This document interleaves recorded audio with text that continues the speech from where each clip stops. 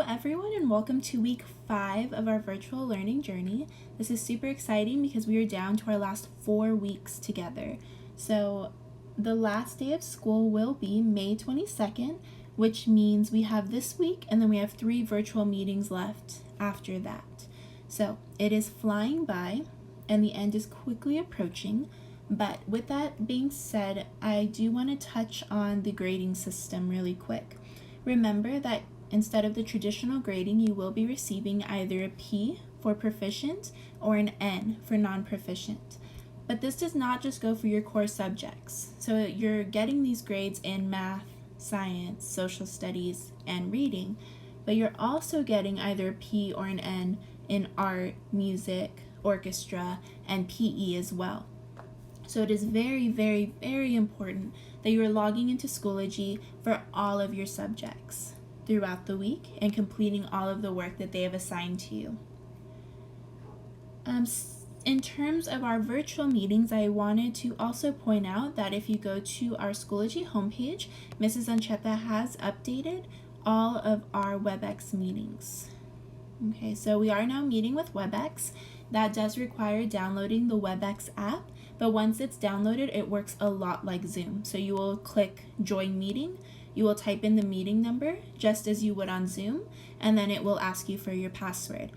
We also ask that you remember to log in with your first and last name. No nicknames, please. That way we can identify everybody. And then also with your EPISD email, just to keep security tight and make sure that not just anyone is getting into our classroom meetings. So that is all the announcements I have for you. So let's go ahead and look at your work for this week. Alright, so I'm going to start by going over social studies because it is just a continuation from last week. So if you go into our weeks 4 and 5 folder, you'll find your PDF. And remember, you can either print out this PDF and fill it out that way, or you can recreate all of the 11 pages into a separate notebook or journal. Just remember that you need to recreate all of the pages. So you should have the cover page, you should have your drawing, and then the all about you, etc., etc. Also remember that this is your keepsake, so you can get as creative as you want with it. If you finish early in the week, maybe you want to go back, add some stickers, glitter, decorate it a little more, just depending on how much time you have. But make sure that you are getting your work done for all of your classes before dedicating more than the necessary amount of time on this. Okay? So that is social studies, and remember it will be due this Friday, May 1st by midnight. Your reading assignments this week are all about nonfiction texts. And remember, nonfiction texts are those that tell you facts and information about the world around you. So if you scroll down to our reading language arts, into week 5, you will find an anchor chart. Okay, and either it'll open automatically for you or you can open it right here. And we will be going over text features. This is something that we have done an assignment on before, but we're going to go ahead and refresh and work on it some more again. So text features help us to understand a nonfiction text. These aren't things that you would see in fiction, which remember, fiction are stories. So when you're reading a storybook, you're really not going to see a table of contents or diagrams or maps right in the middle of a chapter.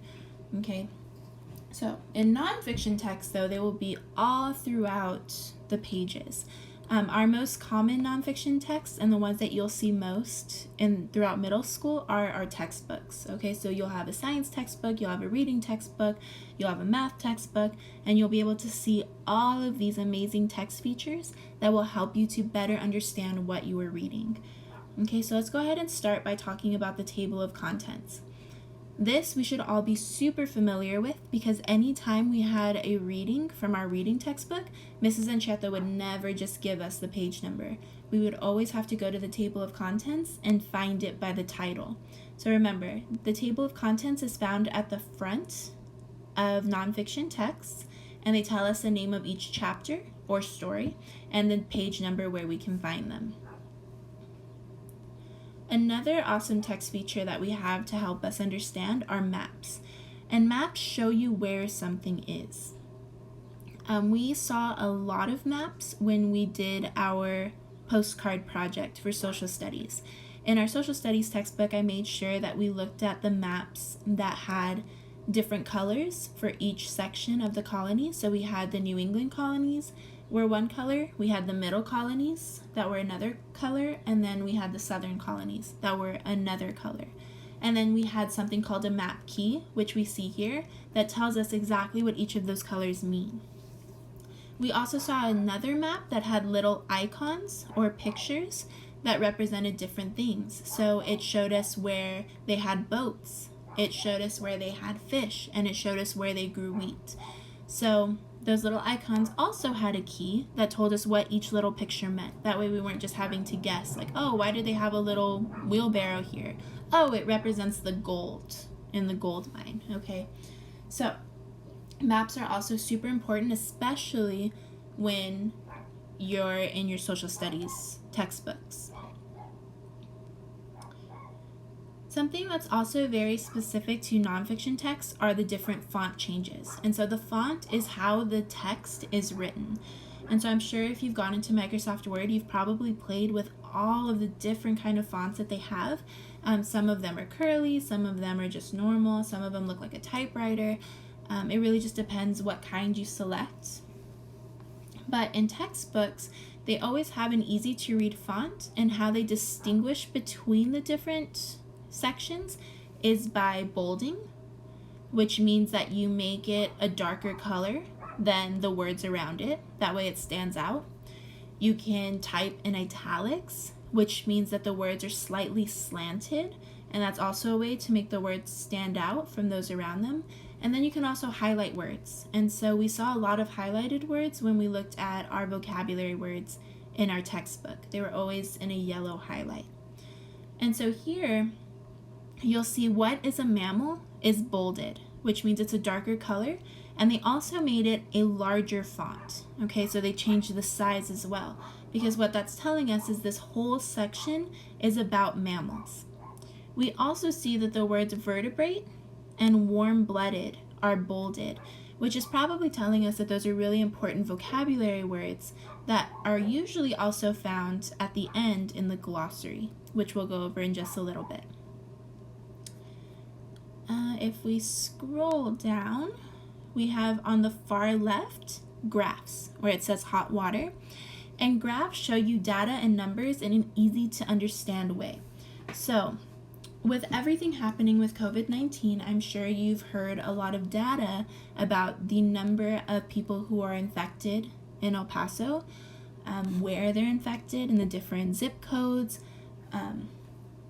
things of that nature. And so a lot of that data is accompanied by graphs. And these graphs usually have along the bottom axis, which you'll learn more about in 6th grade math, but in the bottom axis, they will put either the zip code or they'll put the date. So anywhere from when this all first started, which was right around spring break in March, and then in April, and then in May.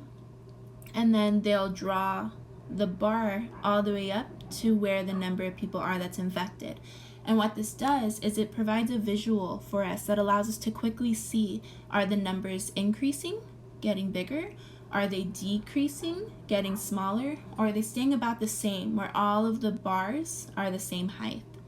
So that's a lot easier to see than just looking at a bunch of numbers in a chart. Another tool are diagrams. And diagrams are a little different than graphs in that they're more of a picture that's labeled. Okay, so it illustrates a concept to help you see it. So here we have two diagrams. We have one about how wind forms, and then we have another one here about the different layers of the atmosphere. And so what it is, it's a photograph or an illustration that is labeled. Okay, so in the wind, you can see where the cold air is blowing and where the warm air is blowing. You may also see a lot of diagrams when you talk about the water cycle, when you're talking about evaporation, condensation in the clouds, and then when it precipitates back down to earth through rain. You'll also commonly see a diagram. And what that does is that just helps us to also understand better the processes of the earth or whatever they're trying to explain to us versus just saying it in words and not giving us a way to visualize it in our minds. We also will have a lot of photographs, which photographs are pictures that you would take with your camera to show what the text is referring to. But you can't just really throw a photograph there without explaining what it is, because if you didn't have the caption, which we really can't read the caption, it's too blurry, but if we're just looking at this picture, we really don't know what's happening. It kind of looks like an airbag went off, but without this caption underneath that describes the photo, I really have no idea what is happening in the picture. Okay, and then if I scroll over here, you'll see the headings and the subheadings. So the headings are the name of the section that previews the topic. So if you look here, we see that this is going to be all about the wild dogs of Africa. Everything in this article is going to go back to those wild dogs.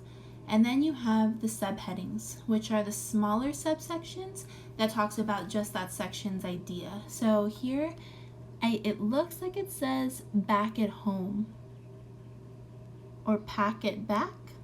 I feel like that could be a number of things because it is blurry, but whatever that says right there, that's what that whole section is going to be about. So remember, headings are the bigger one and subheadings are the smaller sections. And then we have the glossary, which I also talked about earlier. The glossary is definitions of all of those important words that were highlighted in the text. And this is a really important tool because if as you're reading, you come to one of those words and you have no idea what it means, it's good just to flip to the back of the book really fast, look it up, and then that way it will help you to better comprehend or understand what it is you're reading in that moment. And last but not least, we have the index. And the index is at the very, very back of the book. And it works similar to the table of contents in that it gives us page numbers and information about where things are located within the book, but the index is a lot more specific. So if you're looking in the index, let's say you're in your science book and you want to look up density, you would go to the D section. The index is always alphabetized from A to Z, so you'd go to the letter D and then you would look through until you found density, and that would give you all of the page numbers that the word density is mentioned on. So sometimes you have to go through quite a bit of page numbers depending on how large your textbook is, but overall it's a lot better than having to go through 500, 700 pages just to find what you're looking for. Another thing to note with index is you can also look up people. So let's say you're in your social studies book and you want to look up George Washington, but a mistake that a lot of students will make is they'll look up George and see that he's not in there. Whenever you're looking up a person in an index, you always want to look them up by their last name. So in this case, you would go to the W's, you would look at Washington, and that would either give you the city, Washington, D.C., or the person. So it usually will specify which one it's talking about by having Washington, comma, George, and that way you'll know who exactly you're looking for. All right, so this is our anchor chart that you are going to use to help you with your assignment for Reading Language Arts this week. You also have right under that a text features video. So the video is a great extra source that will continue to go over everything that I just went over with you again in a different way. So hopefully by the time you get to your text features quiz, it will be super easy. The first question. The title of the story is usually found in cursive handwriting, large letters, or small letters. Well, we know from our textbooks and we also know from the anchor chart that when you have the heading or a title of the story, they always want to make it pop out at you by making it larger than anything else on the page. So we know for question number 1, our answer would most likely be B. Okay? You have 10 questions overall. All of them are super duper easy if you take the time to look through that anchor chart and also watch the video. If you look at question 10, here we have a picture of a kit fox that is labeled. Okay, it's an illustration with labels, which we did go over just a few minutes ago, and we identified that as a chart, a diagram, or a graph. Well, we know a graph is more like a bar graph, right, that looks at data, and that's not really data.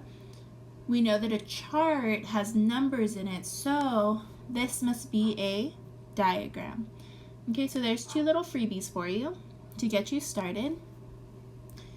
And that is all for text features for this week. So when you go back to your Reading Language Arts folder, week 5, we do have a second assignment that is a Scholastic magazine reflection. And so now we've talked about text features, you've taken a quiz on it.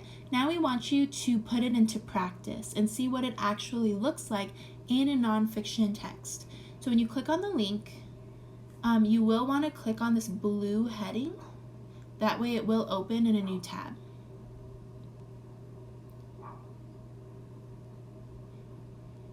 You don't need to log in, you can just click the X.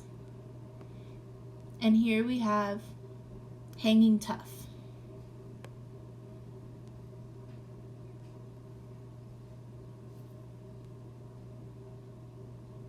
I had to click View Sample, and here it takes me to a sample of one of the Scholastic science magazines called Super Science, and this one is centered around hanging with sloths, how rescuers in Costa Rica care for one of the world's slowest animals. And so when you click through the pages, you'll find various articles. Okay, so here, oh look, on our far left, we have like a table of contents that tell us what article is on what page. We have on page 2, News Blast. On page 8, Bricks and Beats.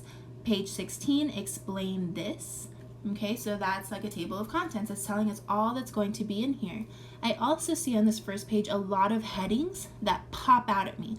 Rock-eating reptile, glowing flowers, lava lab. I see a map. There's some pictures or photographs. Let's see what happens when we go to the next page. Oh look, we have even more pictures. I think sloths are super adorable. I see a lot of words that are bolded. So as you can see, basically everything that we went through in the anchor chart and everything the video went over, you'll be able to find in this article. So what we want you to do is go ahead and look through all of them and find an article that looks interesting to you. There's the one on sloths. There's one about bricks and beats. Defying gravity. How cool is that? Look, here we have a diagram of the forces that are acting on the pilot. Okay, that's a diagram. It's showing us all the different arrows. And down here we can see what those arrows mean. Okay, so when you're ready, you'll go back to Schoology. You'll go back to week 5's folder, and we'll go to the actual assignment for this week, the Scholastic Magazine Reflection. You have 3 questions to answer in a short reflection. 1, you're going to tell me the title of the article. So let's go back. Maybe you choose Defying Gravity. That will be your title of the article. So you can put the title of my article is Defying Gravity. Then, the reasons you liked the article. Okay, so you'll go back and you'll find reasons. Maybe when you read it, you found it super interesting and maybe it's something you want to do. Or maybe you really like the pictures. Maybe you liked the diagrams. Maybe you like how here it gives you step by step what to do. And then finally, how do the nonfiction text features help you understand the article better? So imagine if we had this article without all the pictures. Imagine we had this article without different size and different colored font. Imagine if we didn't have this little kind of glossary-like aspect right here that tells us what force, gravity, thrust, lift, drag, and prototype are. What if there were just words? Would anyone buy magazines? Would it be easy to understand? I mean, especially over here on this page where it's talking about the forces of flight. It would be extremely hard to understand the forces without being able to see a picture or a diagram of how those forces are acting. So all we want is just a really brief reflection on how those nonfiction text features helped you to understand whichever article you picked. How did the pictures help you? Did a map help you? Did the diagrams or the headings and subheadings, or did the bolded words help you?